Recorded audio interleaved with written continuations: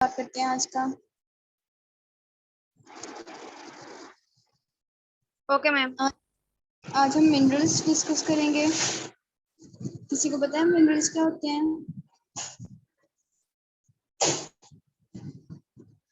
ठीक है, चलिए डेफिनेशन नोट करें इसकी। These are chemical elements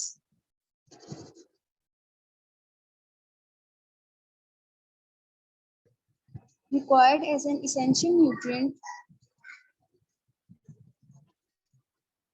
by an organism ma'am required के आगे क्या था? as an essential nutrient by an organism to perform functions necessary for life। ये हमने पहले ही पढ़ा था कि इसेंशियल न्यूट्रिएंट्स वो न्यूट्रिएंट्स होते हैं जो हमारी बॉडी खुद सिंथेसाइज नहीं कर सकती, तो हमें डाइट के थ्रू जी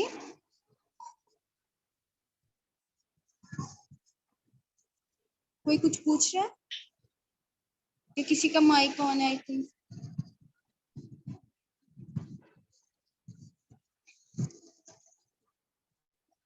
मिनरल्स इसेंशियल न्यूट्रिएंट्स है। मींस कि ये हमारी बॉडी को खुद सिंथेसाइज नहीं कर सकती, हमें डाइट के थ्रू ये जरूर लेना पड़ता है ताकि हम अपनी बॉडी की नीड्स को फुलफिल कर सकें। ठीक है, सबने नोट डाउन कर दिया मिनरल्स की डेफिनेशन? जी मैम। चलें, जिसको जहाँ से कोई मसला हो मुझे बता दे। आज मेरा थोड़ा सा नेट इशू है, अगर कहीं से समझ ना आए तो बता दें, मैं रिपीट कर दूंगी। अब हम मिनरल्स देखते हैं कौन कौन से मिनरल्स हैं, उनकी टाइप्स कौन कौन सी हैं।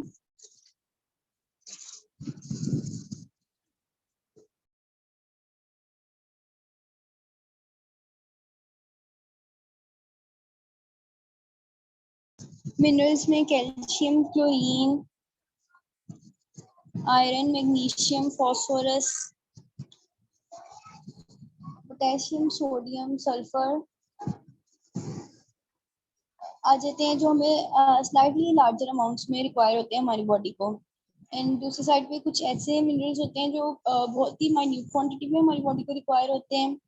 इनमें क्रोमियम आ जाता है और cobalt, copper, fluorine, iodine, ma'am manganese.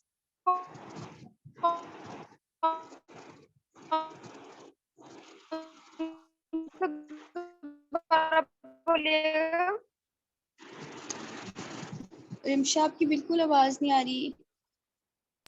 Ma'am मैं कह रही हूँ कि आपने नेक्स्ट क्या बोला था, इससे स्लाइटली अमाउंट से आगे।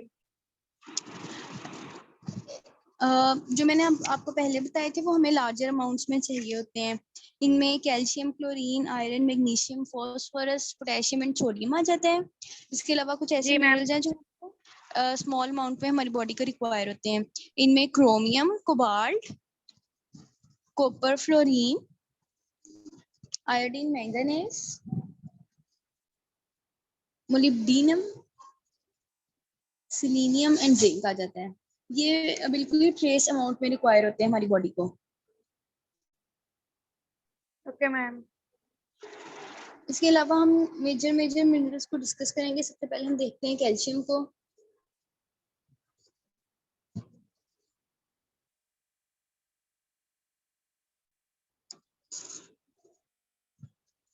हमारी डेफिनेशन ऑफ मिनरल्स रिपीट कर देते हैं। Minerals are the chemical elements required as an essential nutrient by an organism to perform functions necessary for the life।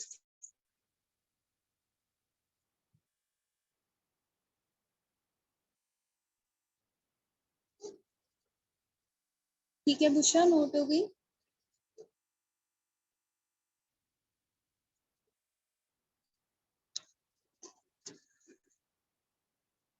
आगे हम देखते हैं कैल्शियम। जो हमारी बॉडी है इसमें कैल्शियम स्टोर हुआ होता है, जो हम मिल्क की फॉर्म में किसी भी और फॉर्म में लेते हैं।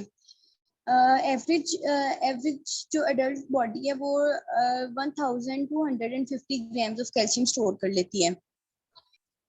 1200 ग्राम। जी मैम दोबारा रिपीट करिएगा एवरेज अडल्ट वाला।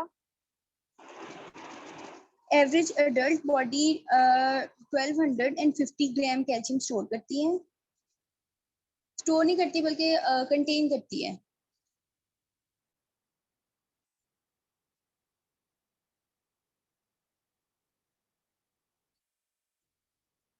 इसमें 1200 ग्राम कैल्शियम जो होता है वो स्केलेटन में स्टोर होता है, और बाकी का जो है वो हमारा टीथ में, सॉफ्ट टिश्यूज में और एक्स्ट्रा सेलुलर फ्लूइड में स्टोर होता है।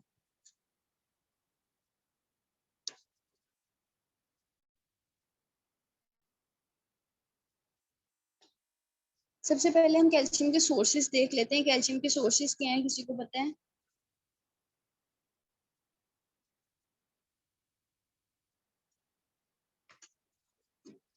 किसी को नहीं पता कैल्शियम किस चीज में होता है? Ma'am iodine ma'am salt milk और सबसे ज्यादा तो और मिल्क में ही ये होता है मैम कैल्शियम, और राइस में भी होता है।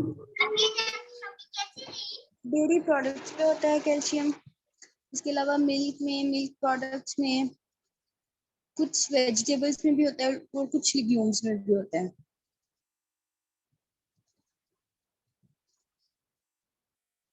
इसके अलावा हम कैल्शियम की डेफिशिएंसी डिजीज देखते हैं। ये जब मैंने आप लोगों को विटामिन डी पढ़ाया था तब भी मैंने आपको बताया था कैल्शियम की डेफिशिएंसी से कौन सी डिजीज होती है, याद है किसी को?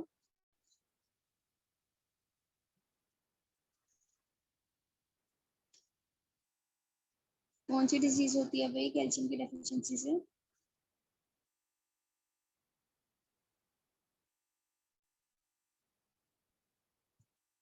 ठीक है भाई, कैल्शियम की डेफिशिएंसी से ऑस्टियोपोरोसिस हो जाती है, बड़ों के अंदर रिकेट्स हो जाती है, चिल्ड्रन के अंदर। अब हम आज ऑस्टियोपोरोसिस को थोड़ा सा डिटेल से देख लेंगे। ऑस्टियोपोरोसिस क्या होता है, लास्ट टाइम भी पढ़ा था हमने, कोई रिवाइज करे क्या होता है ऑस्टियोपोरोसिस?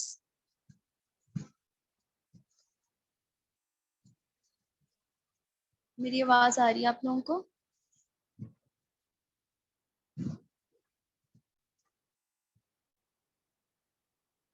मैम ऑस्टियोपोरोसिस में बोन्स जो होती हैं वीक होने लग जाती हैं और डिसॉल्व होने लग जाती हैं, और ये ज्यादातर वुमेन्स में और जो एज में बड़े होते हैं उनमें होता है। ऑस्टियोरिकिड्स जो बच्चों में होता है, छोटे बच्चों में, जिनमें जी कैल्शियम ठीक की है। कमी हो जाती है और उसकी वजह से बोन्स डिसॉल्व या फिर बहुत वीक होने लग जाती हैं, वो जो फाइब्रस टिश्यू होता है उनका वो कम होने लग जाता है। ठीक है, आज हम थोड़ा सा इसको जरा ज्यादा डिटेल में देखेंगे ऑस्टियोपोरोसिस क्या होता है। हमारी बोन्स जो होती हैं वो टिश्यू से मिलकर बनी होती हैं। जो इनसाइड है हमारी बोन की, वो एक स्पॉन्ज की तरह हमें लगती है। इसको हम ट्राबेकुलर बोन कहते हैं। मैं आप लोगों को नोट करवा देती हूँ, इसको नोट भी कर लें। The inside of healthy bones looks like a sponge. This area is called trabecular bone. Ma'am जरा स्लो। और हेल्दी बोन क्या क्या है? Healthy bone looks like a sponge. Like a sponge. इसको हम कहते हैं ट्रेबेकुलर बोन, जिसको हम बोन मैरो भी कह देते हैं।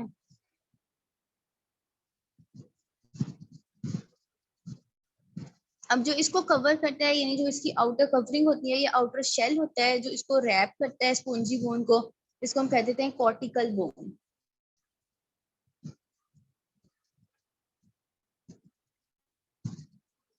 ठीक हो गया। अब जब ऑस्टियोपोरोसिस हो जाती है तो क्या होता है, जो स्पंज के अंदर जो होल्स होती है ना वो बड़े हो जाते हैं और ज्यादा हो जाते हैं। इसकी वजह से जो बोन का इनर पार्ट है ना वो वीक हो जाता है।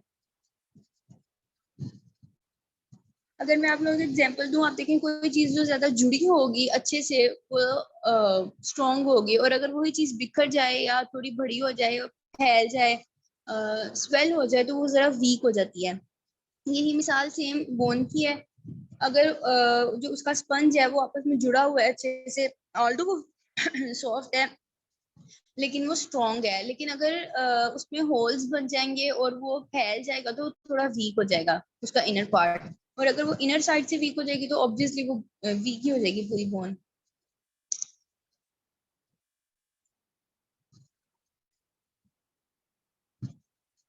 इसके अलावा हमें पता है कि बोन्स जो होती हैं वो स्टोर करती है कैल्शियम को और अदर मिनरल्स को।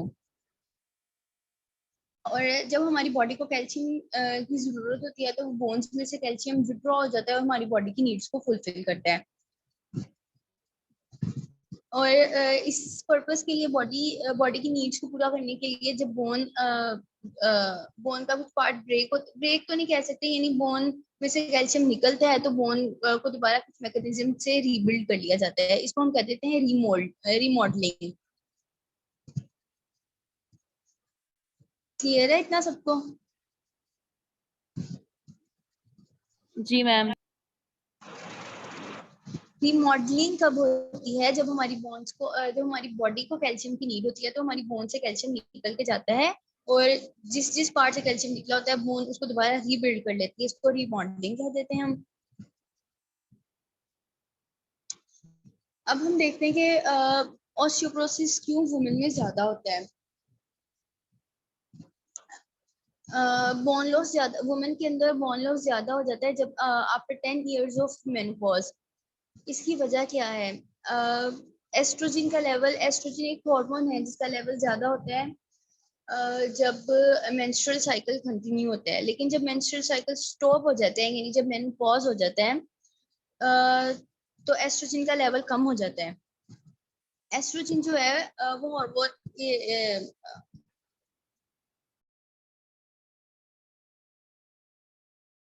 सॉरी अच्छा जी, एस्ट्रोजन जो होता है वो हमारी एक्सेसिव बोन लॉस को प्रोटेक्ट करता है। और अगर एस्ट्रोजन का लेवल फॉल हो जाएगा तो फिर हमारी बोन्स भी वीक होना शुरू हो जाएंगी। इसी वजह से जो ऑस्टियोपोरोसिस है वो ज्यादा वुमेन में होता है। क्लियर है इतना? अगर किसी का कोई क्वेश्चन है तो वो पूछ सकता है। जी मैम। ये जी क्लियर वाला जी है कि क्वेश्चन वाला जी है? नहीं मैम क्लियर है। ठीक हो गया। अब हम देखते हैं कि हम अक्सर कैल्शियम के सप्लीमेंट्स ले रहे होते हैं या हम उनको एक्सेस क्वांटिटी में, एक्सेस तो नहीं लेकिन जब हम कैल्शियम के सप्लीमेंट्स ले रहे होते हैं हमें पता होना चाहिए कि हमारी बॉडी एक टाइम में सिर्फ 500 mg कैल्शियम को है स्टोर कर सकती है या उसको एब्जॉर्ब कर सकती है। तो अगर हम 500 से ज्यादा अगर कोई सप्लीमेंट ले रहे हैं जिसमें 600 700 या 800 ग्राम कैल्शियम है मिलीग्राम कैल्शियम है तो वो फिर हमारी बॉडी के लिए कोई फायदेमंद नहीं होगा।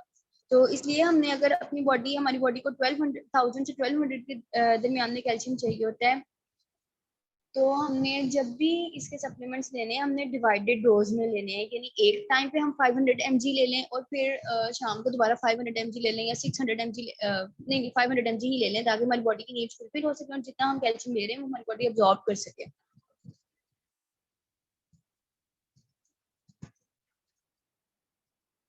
ठीक हो गया? जी मैम।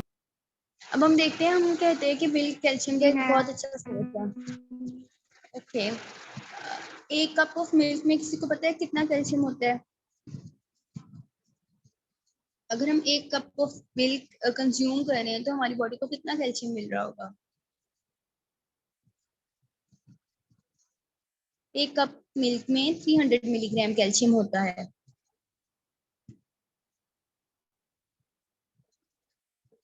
तो अगर हमारी बॉडी की नीड्स हैं कि हमें 1200 मिलीग्राम कैल्शियम चाहिए तो हमें तो 4 कप ऑफ मिल्क कंज्यूम करना चाहिए एक दिन में ताकि हमारा कैल्शियम पूरा रहे।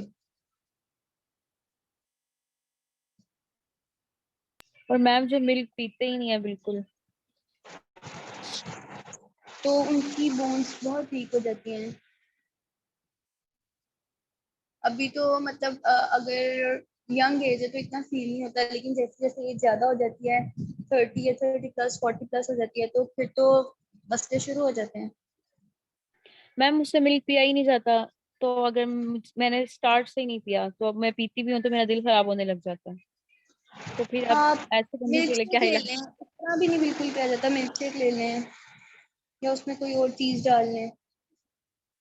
स्मूदी की फॉर्म में ले लें। आप उसकी टाइप चेंज कर लेना, अगर मिल्क में भी आ जाता आप उसको किसी और फॉर्म में ले लें। मैम और अगर मिल्क ये शेक भी में तो वो और भी बहुत सी चीजें आ जाती हैं, फिर उसमें शुगर भी आ जाती है। तो और फिर अगर हाँ, बंदा उसमें रोज भी मिल्क स्वीटनिंग शेक पीता इंग्रेडिएंट रहे भी तो हम डाल ही सकते हैं ना। सॉरी समझ नहीं आई।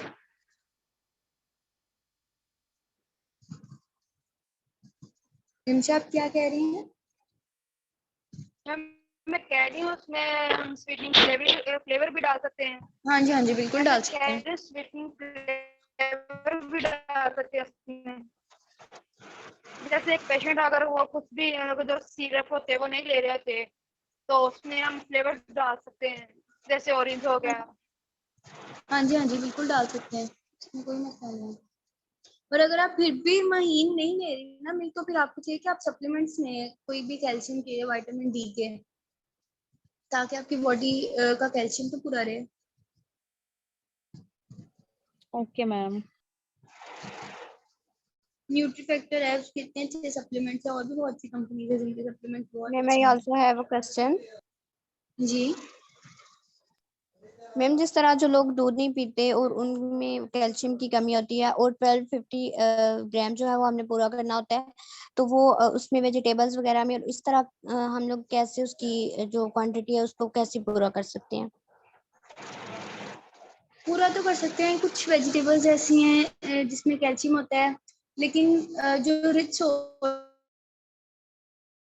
है वो मिल्क और डेयरी प्रोडक्ट्स है ना, तो फिर उनको चाहिए, अगर वो मिल्क और डेयरी प्रोडक्ट्स नहीं ले रहे तो फिर वो सप्लीमेंट्स ले लें। मैम वो जो कैल्शियम की टैबलेट्स आती हैं वो जो वाटर में डिजोल्व होती हैं उसमें भी तो काफी होता है कैल्शियम।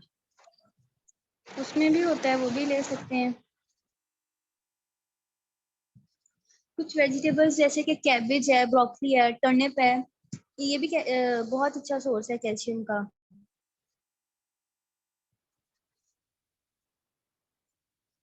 वैसे मैम इसके अलावा ब्रोकली यहाँ से इतनी मिलती नहीं है। ब्रोकली नहीं मिलती, लेकिन आप उस फैमिली की दूसरी वेजिटेबल्स ले सकते हैं ना, जैसे कैबेज ले सकते हैं, एप्रिकॉट ले सकते हैं, आप लोग फिग्स ले सकते हैं, पियर ले सकते हैं, ये भी कैल्शियम का अच्छा सोर्स है। Ma'am deficiency of dried calcium से जस्ट बोन्स इफेक्ट होती हैं या बॉडी में कोई और भी इशू आता है? टीथ भी होता है। नहीं तो टीथ भी होता है, क्योंकि कैल्शियम का काम हमारे मसल की कॉन्ट्रैक्शन रिलैक्सेशन में भी कैल्शियम अपना रोल प्ले करता है, तो हर चीज पे तकरीबन असर होता है। मसल्स भी वीक होना शुरू हो जाते हैं, बोन के साथ साथ टीथ वीक हो जाते हैं हमारे। हार्ट प्रॉब्लम्स भी हो जाती है, क्योंकि हार्ट के मसल्स भी वीक हो जाते हैं अगर कैल्शियम की डेफिशिएंसी हो जाए, क्योंकि जो उसकी कॉन्ट्रैक्शन रिलैक्सेशन में भी कैल्शियम का रोल है। ठीक हो गया। इसके अलावा कॉजेज देख लेते हैं कि और कौन की वजह से भी कैल्शियम की डेफिशिएंसी होती है। इसके अलावा अगर किसी को ब्रेस्ट कैंसर है, प्रोस्टेट कैंसर है,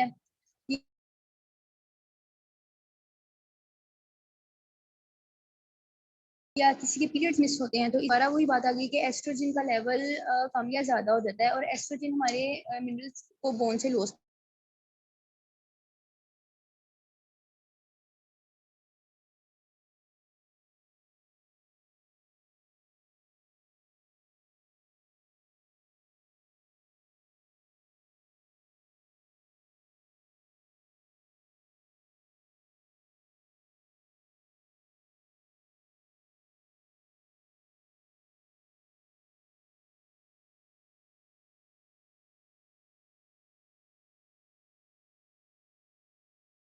हम लोगों में होता है कि किसी को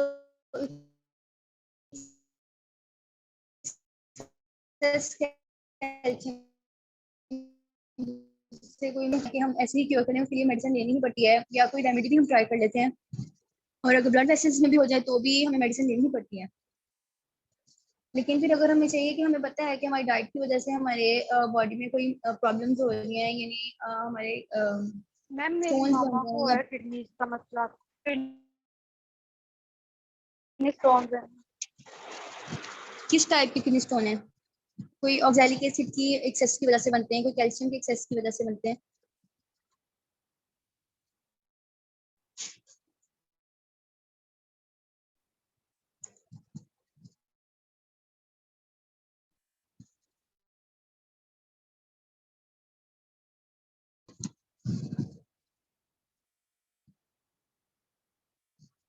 अब मेरी आवाज नहीं आ रही आप लोगों को? मैम आ रही है। आ रही है मैम। कोई किडनी स्टोन्स के बारे में